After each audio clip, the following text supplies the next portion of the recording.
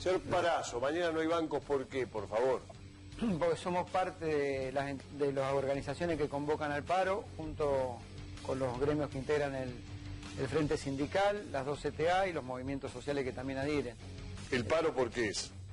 Básicamente estamos pidiendo un cambio en el rumbo de la política económica. Creo que los números que daba Lucio recién y los que todos conocemos dan cuenta de que se necesita y se requiere un cambio de esa política que tenga una mirada más en lo social, más en la reactivación económica, en preservar el empleo y en el poder adquisitivo del salario, que ha sido diezmado en muchas actividades, y particularmente porque ya creció la tasa de desempleo de 2 dígitos, 14.000 pymes ya no funcionan en la Argentina, más de 100.000 puestos industriales se perdieron, y creo que las condiciones estaban dadas para esta medida de fuerza. Bueno, eso es paro medio raro mañana, porque algunos se dieron vuelta, algunos como el Pollo Sobrero encaró ayer, que estaba conmigo ayer, y dijo, vamos para los trenes no paran, es muy raro lo que pasó en 24 horas, muchos que no paran. Sí, el planteo cuando lo hicimos éramos conscientes que el Consejo Directivo de la CGT no iba a avalar la medida, pero quiero ser gráfico en esto, más de 80 organizaciones sindicales nos juntamos en ESMATA, más de 70 regionales de CGT de todo el país, con lo cual es un volumen importante.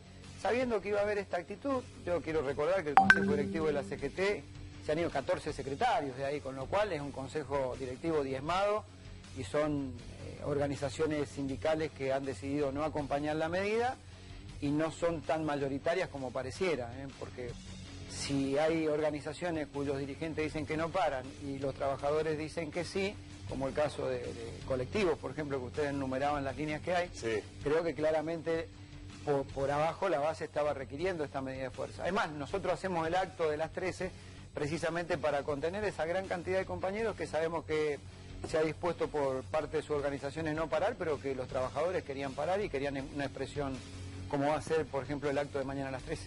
Como servicio, no hay banco martes y miércoles, la gente cómo recupera eso, los jubilados, ¿se recuperan? Sí, el único día de paro es el martes porque el miércoles estaba previsto que era un feriado. Decir cómo se recupera la gente. Bueno, existen los mecanismos electrónicos como el cajero automático, los cajeros se dejan completos en el día de la fecha, no debería haber mayores inconvenientes. No debería haber problema con eso. No debería haber mayores inconvenientes, algunos puede haber, pero mayor inconveniente no debería haber para alguien que quiera hacer un retiro de dinero mañana. No hay vuelta, mañana el banco no abre. No, mañana no hay banco. No, ¿qué le pasa?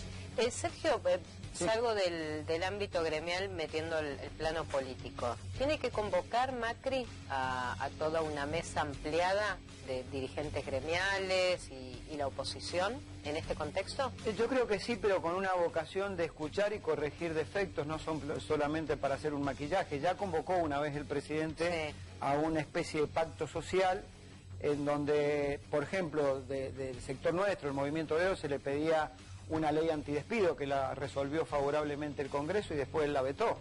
Entonces, si hay diálogo, que el diálogo institucional sea respetado.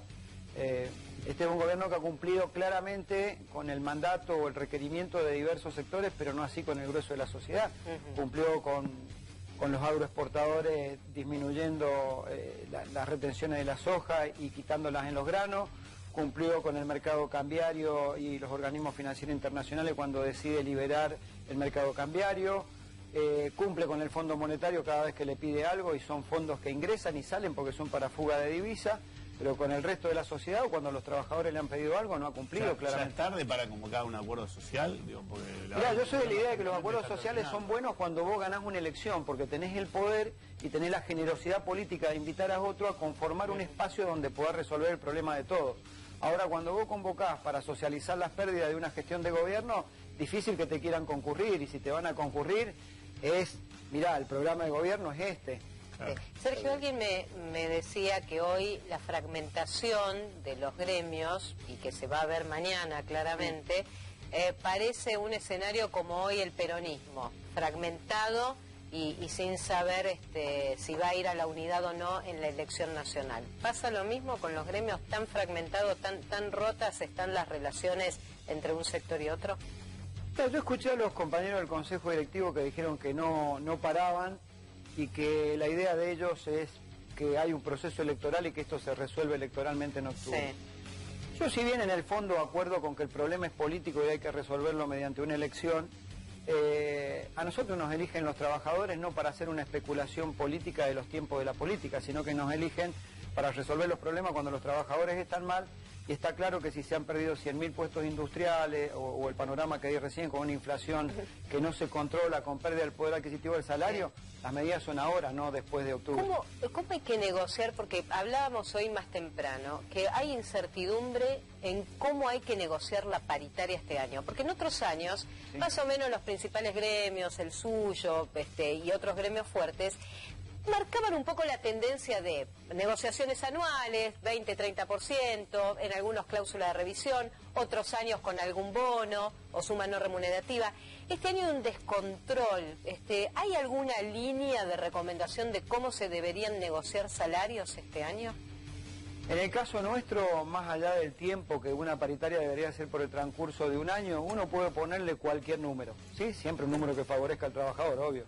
Pero lo que es imprescindible en función de una inflación que no se controla es establecer alguna cláusula de garantía de preservar el poder adquisitivo del salario. Nosotros lo hicimos en bancario el año pasado. No era una cláusula gatillo ni una cláusula de revisión. Fue una cláusula que se decía que el sector empresario se comprometía a preservar el poder adquisitivo del salario de los trabajadores del sector y se cumplió y durante todo el año se fue acordando, a veces cada 2 meses, a veces cada 3, cuando superó el acuerdo. Lo bueno es que sirvió para demostrar, porque muchas veces dicen, los sindicatos cuando piden en función de una expectativa de inflación, generan expectativa de inflación y termina siendo una inflación más alta. Fue la gran derrota de ese discurso que tienen los comunicadores los comunicadores en materia económica. Porque la mayoría firmamos casi el 15% de lo que pidió el gobierno. Los liberales. Los liberales. Digo, la mayoría firmó lo que se reclamaba, que era el 15%, y la inflación fue al 46,7%. Nosotros no.